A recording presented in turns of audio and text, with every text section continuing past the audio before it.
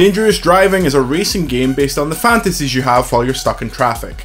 Remember the Burnout games on PS2? Well, the folk that made that realised that if they waited for EA to make a new Burnout game, they'd likely be coding it from the grave, so they founded 3 Fields Entertainment, and here we are. Dangerous Driving's main progression is a series of increasingly faster cars that each have a set of familiar events tied to them.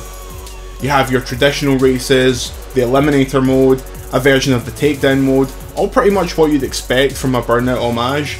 While the first few really hit that nostalgia mark, particularly the Takedown mode, which featured almost perfectly recreated sound effects from the series it's referencing, I found none of them especially difficult, which was a bit of a shame because I didn't feel much sense of progression because of this. The cars themselves are extremely dull, there's very limited customization options, and no personality at all to the different models. That kind of lack of personality is actually a problem that permeates throughout the entire game. There's no sense of tone. Look at Burnout Paradise. That game starts with DJ Atomica welcoming you to this vast expanse of a city while Guns N' Roses blares over the speakers. It sets the perfect tone for what that game is. That game is sold to you in seconds, but with this, the tracks, while pretty, aren't memorable. They have no real defining features. Since they're going for realism, it's a lot of nice skyboxes with some semi-interesting road layout running through them. When I started playing some of the races, I thought, something's wrong here, is there something up with my PS4? And then I realised, there's no music. No, seriously, there's no music, there's no soundtrack to the game. There's one song that plays during the menus, but during a race, which is what you'll spend 90% of your time with this game doing, there's no music. Seriously. The soundtrack to the Burnout games are iconic. I mean, Avril Lavigne's Girlfriend? Come on!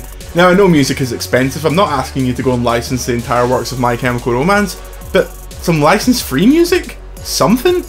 It's eerily quiet. The only thing that makes it slightly bearable is the game does have some decent Spotify integration using the PS4 app, and it is mixed in with the audio of the races, but I'm loath to give them some points for requiring people to have a subscription to a music service to have a soundtrack in a game. The first thing I did when I found this out was find the Spotify playlist of all the Burnout 3 songs, and that improved my enjoyment of the game immeasurably, which is a pretty damning indictment considering I had to pay for that. This is the third driving or driving adjacent game that 3 Fields have made trying to recapture the Burnout magic, and it was playing this game that made me realise you can't really. Racing games have evolved. This kind of limited experience is fun for a short time, but it doesn't have the staying power of its contemporaries in the genre.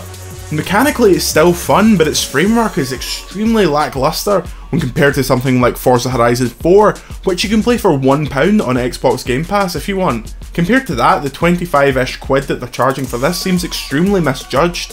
When I was playing it, it felt like when you see an old TV show you used to love when you were young on Netflix and you start watching a few minutes of it. Beyond the initial nostalgia hit, the cracks begin to show and you start to wonder, was it ever that good? Or has time just moved past it? And I never thought I'd feel that way for a series that I've been desperate to come back for a decade. I get the feeling that we're not that far from EA pulling the ripcord on calling a new game Burnout. I mean, outside of announcing Skate 4, it's the one thing they could do that could generate some much needed goodwill. The Forza Horizon games, if anything, proved that Burnout Paradise was way ahead of its time and is due a return. And while Dangerous Driving does have a fun mechanical skeleton I could see as a mode in a larger Burnout game, as a standalone product in 2019, it just runs out of road. What do you think of the current state of driving games? Have you been desperately waiting for Burnout to make a return? Or are you more of a Forza player and you just think those games are a bit antiquated now in 2019?